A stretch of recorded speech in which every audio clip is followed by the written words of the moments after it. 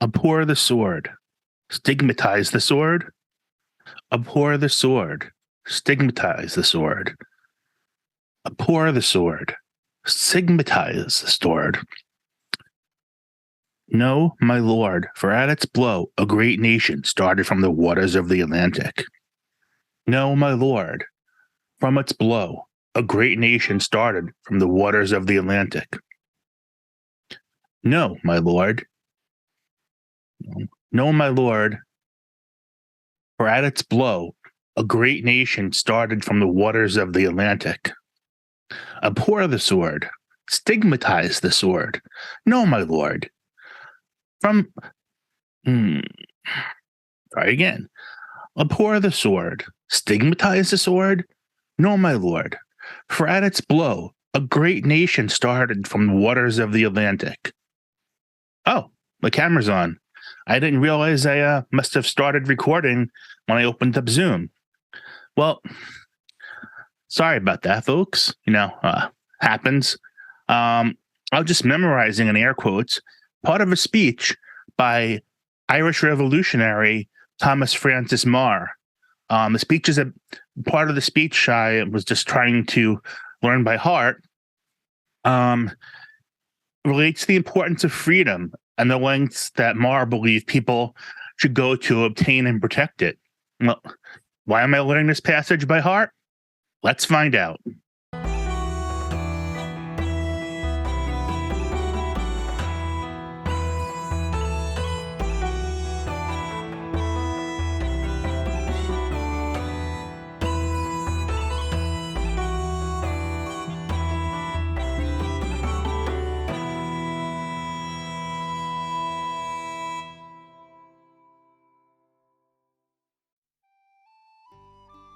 Hey friends, Mike Guarneri here. Welcome to A Skeptic's Journey.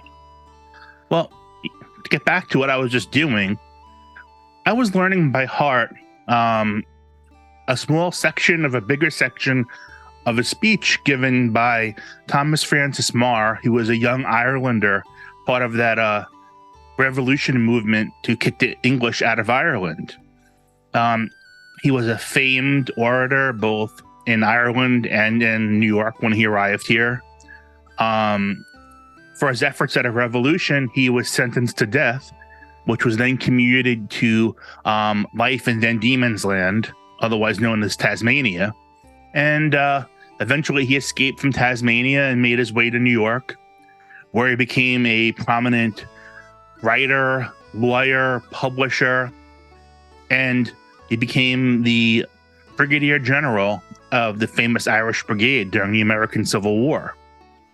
That's kind of who he is. And eventually he went on to be the territorial governor, the first territorial governor of Montana lands. But anyway, I'm not here to tell you about Thomas Francis Meagher. Just kind of give you a little bit of background why this particular speech speaks to me and resonates with me. But today I'm going to tell you about the practice of learning by heart, the Celtic way. I'm going to tell you about it, what the benefits are, especially what I think they might be for mental health, and give you some tips for setting up your own learning by heart practice. So the Celtic learning by heart practice is probably not what you think. Let's talk about that. The ancient Druids were well known for their oral tradition, which is why we know very little about them. They didn't write anything down. Everything was memorized and taught by rote to pass it down. The Druids are part of the Celtic culture and may have even existed prior to the Celts. We can call them proto-Druids. So, in a Celtic society, a key characteristic was learning by heart, and they greatly preferred that to writing things down. From what I understand, I think they could write in Greek, maybe if I remember correctly, but writing was kind of a last resort for them. Why did they prefer an oral tradition?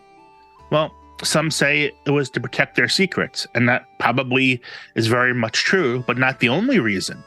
I think there's another reason why the Celts had an oral tradition, and it comes to this.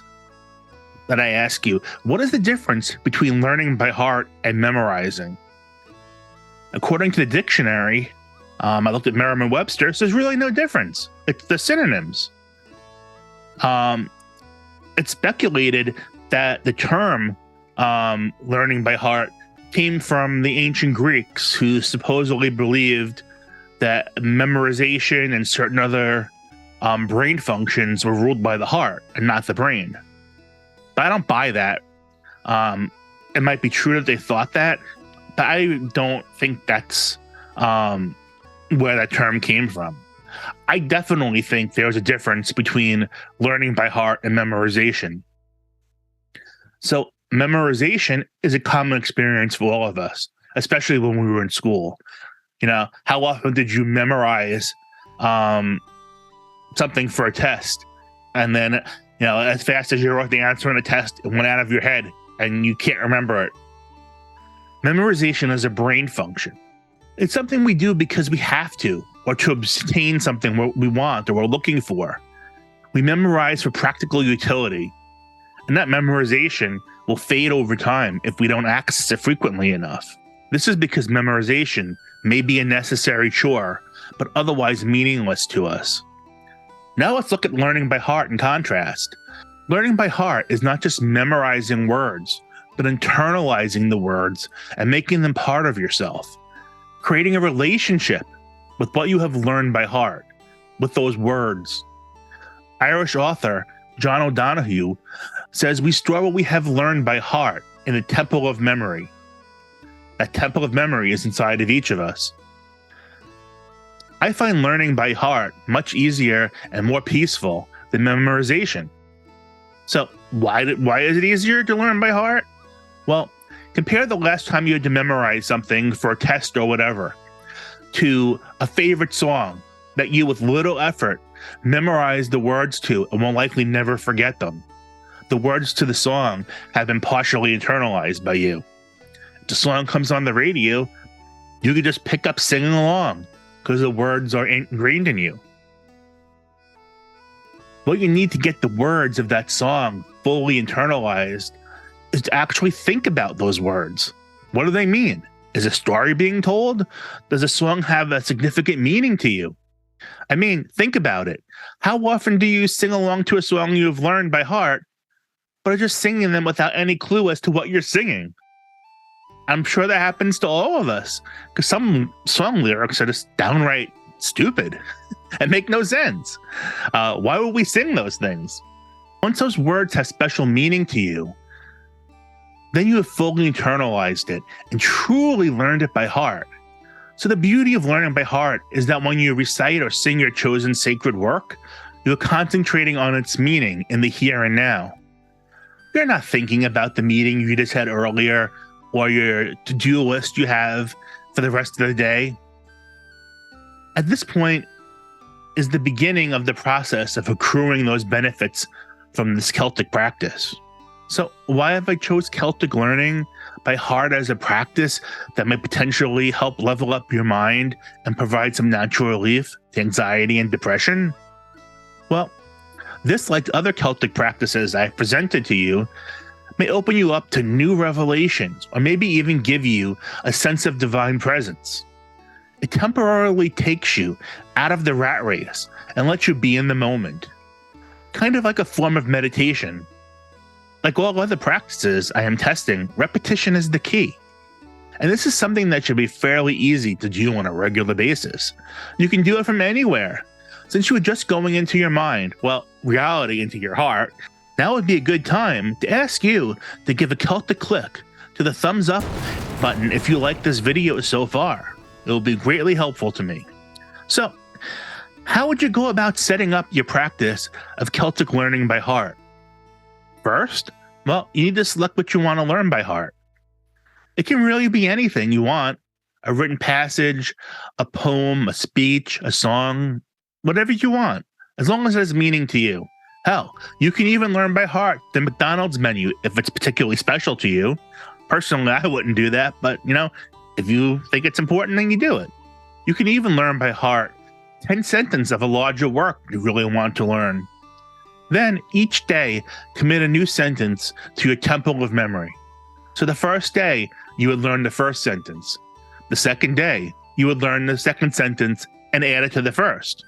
After 10 days, all 10 sentences should be in your temple of memory. But just having those 10 lines in your temple of memory is only half the battle. Next, you have to internalize them. What do they mean? What do they mean to you? Why are they important or sacred to you? Feel the beauty in those words that were constructed together. If you think about it, the selection you picked to learn by heart has the author's heart and soul in it. Can you see this very special connection being created to the author as well as to the words? Speaking of special connections, if you're finding this video valuable and like what I am doing, then please give a Celtic click to the subscribe button. And don't forget about the little bell so you'll be reminded when there is new content. Once you have regularly repeated your selection by heart and have internalized the words spoken, read, or whatever it may be, it is time to really internalize them to the next level. Recite what you have learned by heart at some regular interval, or whenever the moment strikes. You can even do your recitation multiple times in one session. You may find the words come out of you with great ease and feeling because you have truly formed a connection with the words. As you contemplate what you've just recited, you hopefully feel the effects of relaxation and openness. And by the time you are done, you may feel even the tiniest bit of relief from your anxiety and depression. This is a practice, in all caps, not a magical cure. You will need to practice regularly to truly derive the benefits this practice may have. I invite you to join me by setting up your own Celtic learning by heart practice. If you do, please let me know in the comments what you think and what results you have gotten. A quick note, my interview with Dara Malloy for this past week was canceled, but was rescheduled for next week. So be on the lookout for the video of my interview with Dara next week. I think it's going to be truly fantastic. Until next time, thanks for watching. See ya.